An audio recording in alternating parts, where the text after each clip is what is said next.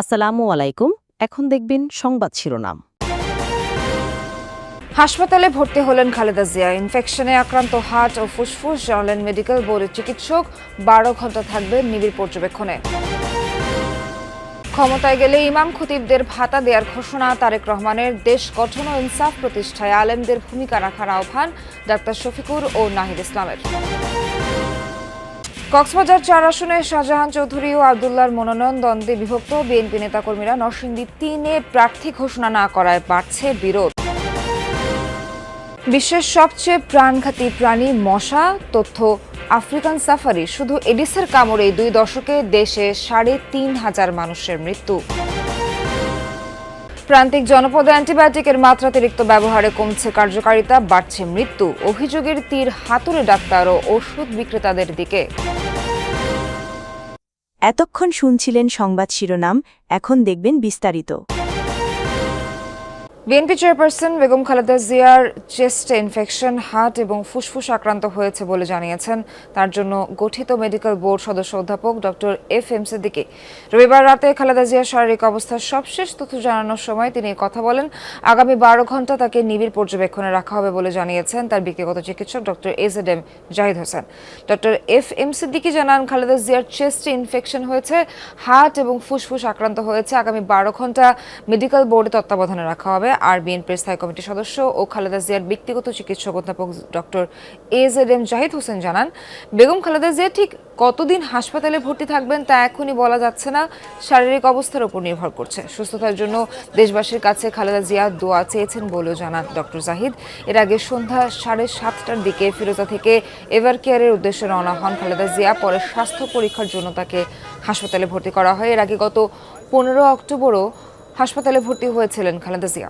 একটি ইনসাফ ভিত্তিক দেশ গঠনে আগামী নির্বাচনে সকল ইমাম খতিব মুয়াজ্জিনদের দোয়া ও সমর্থন চেয়েছেন বিএনপির ভারপ্রাপ্ত চেয়ারম্যান তারেক রহমান। বলেছেন, বিএনপি ক্ষমতায় গেলেই ইমাম মুয়াজ্জিনদের ভাতা প্রদান করা হবে। রাজধানীর চিনমোট্টি সম্মেলন কেন্দ্রে ইমাম খতিব সম্মেলনে যোগ দিয়ে দেশ গঠনে ইমাম মুয়াজ্জিনদের ভূমিকার কথা তুলে ধরেন জামায়াত, এনসিপি সহ বিভিন্ন রাজনৈতিক দলের নেতারা।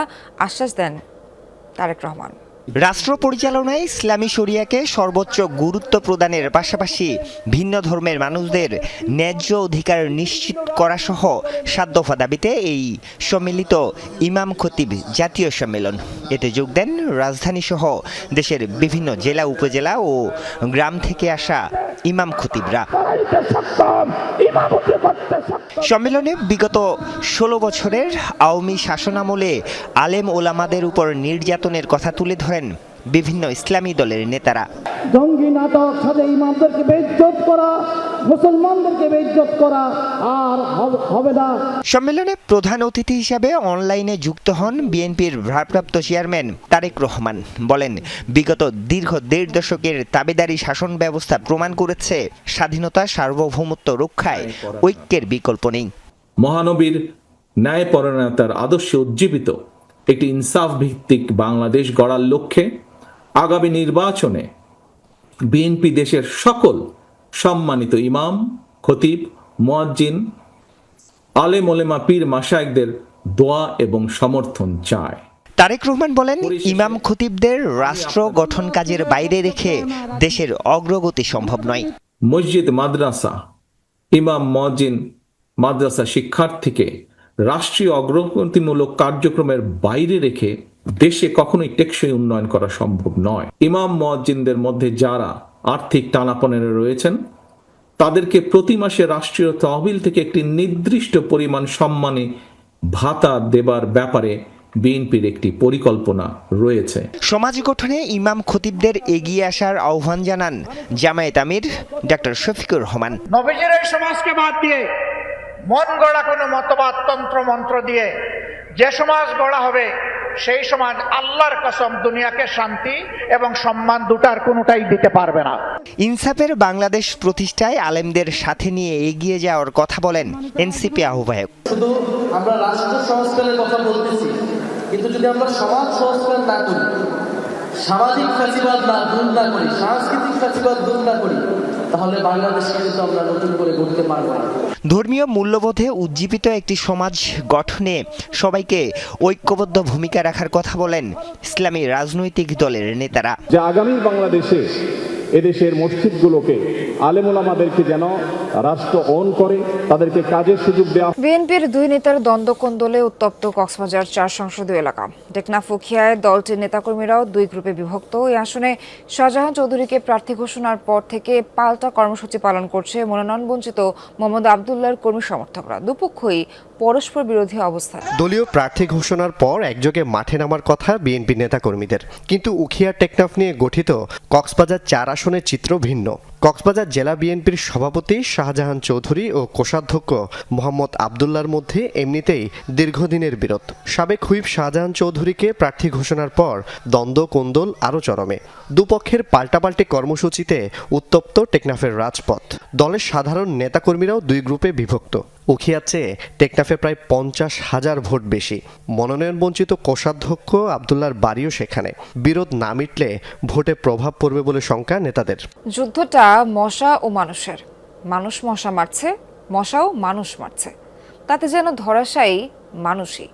শুধু এডিস মশার কামড়েই দেশে গত 2 দশকে মৃত্যু হয়েছে 3,500 মানুষের। মৃত্যুর খাতায় প্রতিদিন যুক্ত হচ্ছে নতুন নতুন নাম। 2 বা 3 মিলিমিটারের এক পতঙ্গ মশা। দেশে 100-র বেশি প্রজাতি আছে। সবচেয়ে ভয়ঙ্কর এডিস। একটি এডিস একবারে ডিম পাড়ে 100 থেকে 150। কিছুটা লম্বা আকারের ডিম, মাইক্রোস্কোপ ছাড়া খালি চোখে দেখা কঠিন। প্রকৃতিতে বেঁচে থাকে 1 থেকে 2 বছর। পানির সংস্পর্শ ছাড়া এডিসের ডিম ফোটে না। উপযুক্ত পরিবেশে 2 দিনে ডিম থেকে বের হয় লার্ভা। 5 থেকে 7 দিন লাগে লার্ভা থেকে পিউপা হতে। একই সময় পর পিউপা থেকে হয় পূর্ণাঙ্গ মশা। একটি মশা বাঁচে 15 থেকে 40 দিন। নারীর তুলনায় পুরুষ মশা কম বাঁচে। পুরুষ মশা কামড়ায় না। মশার খাবার ফল ও ফুলের রস। ডিম পাড়ার আগে প্রোটিন ও আয়রন পেতে রক্ত খায় শুধু নারী মশা। মশা থেকে ছড়ায় 8টি রোগ: dengue, chikungunya, Zika, malaria, yellow fever, West Nile, filariasis ও জাপানি এনকেফালাইটিস। মশা কামড় দিলেই রোগ হয় না, বহন করতে হয় সেই রোগের জীবাণু। আক্রান্ত ব্যক্তির শরীর থেকেও জীবাণু পায় মশা। আবার জীবাণুবাহী মশার কামড় থেকেও জীবাণু যায় মানবদেহে, যা সুপ্ত থাকে 3 থেকে 5 দিন। আচ্ছা, পৃথিবীর সবচেয়ে প্রাণঘাতী প্রাণী কি? বাঘ, সিংহ, হায়েনা বা সাপ?